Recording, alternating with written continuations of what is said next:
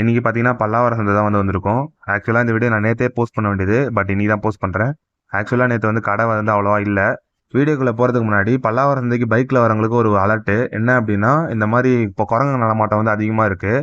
இது நம்ம பைக்கில் உட்காந்து விளாண்டுக்கிட்டு இது பண்ணிக்கிட்டு கிடக்குதுங்க. ஆனால் அதுங்களை எதுவும் சொல்ல முடியாது. பட் இருந்தாலும் நம்ம பைக் கவரில் ஏதாவது சாப்பிட பொருள் இருக்கா சொல்லிட்டு தேடி பார்த்துட்டு உள்ளே இருக்க பேப்பர்ஸ் கீப்பர்ஸ்லாம் தூக்கி அடிச்சிருது.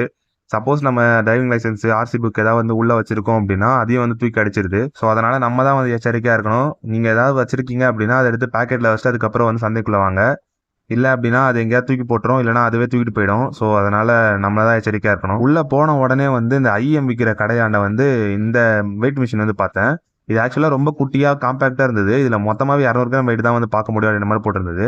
இது எதுக்கு யூஸ் பண்ணாங்கன்னு தெரியல, இருந்தாலும் பார்த்துட்டு வச்சுட்டேன். அதுக்கப்புறம் பார்த்தீங்கன்னா பக்கத்து கடையில் இந்த மாதிரி சவுண்ட் பாரு, டேப்லாம் வச்சுட்டு வித்துருந்தாங்க. இந்த கடையில் எப்பவுமே எல்லா பொருளும் கவர் பண்ணி வச்சிருப்பாங்க. இந்த பாருங்க ஆர்சி கார்லாம் இருக்கு.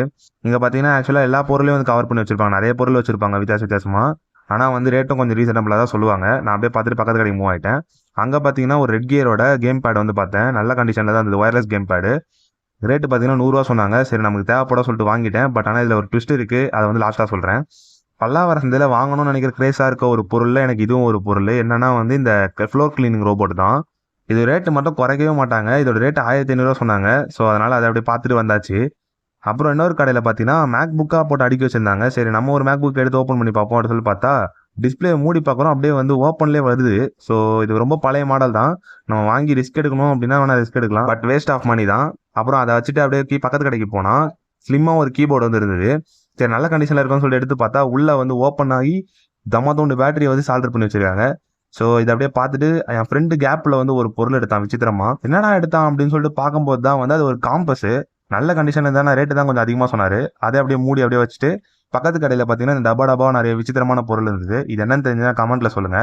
அதுக்கப்புறம் பார்த்தீங்கன்னா என் ஃப்ரெண்டு ஒருத்தன் இந்த வெயிட் மிஷின் வாங்கினா. இதோட ரேட் 150 ரூபா. பட் நல்ல கண்டிஷனில் தான் இருந்தது. பக்கத்தில் ஒரு கடையில் பிளே ஸ்டேஷன் 4 ஜாஸ்டிக்காக போட்டிருந்தாங்க.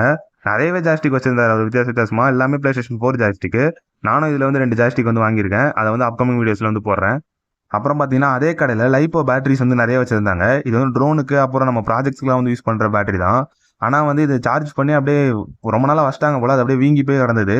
இது 150 ரூபா சொன்னார். பட் வாங்குறது ரிஸ்க் தான். ஸோ அதனால் அதை வாங்காமல் அப்படியே வச்சுட்டு வேறு ஏதாவது பேட்டரி இருக்கா பார்த்துட்டு இருந்தேன்.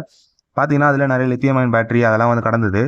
அதனால் நம்மளுக்கு எதுவும் யூஸ் ஆகாது, எப்படியும் ஏன்னா பழைய பேட்டரி தான் கடந்தது, துரு பிடிச்சி போய். ஸோ அதனால் அதை அப்படியே வச்சிட்டேன். அப்படியே எதிர்காட்டில் திடீர்னு கூட்டமாயிருச்சு. சரி என்னன்னு சொல்லிட்டு உள்ளே போய் பார்த்தா அங்கே சோனி ஸ்பீக்கர் நிறைய வச்சிருந்தாங்க, ஒரு டப்பா ஃபுல்லாக.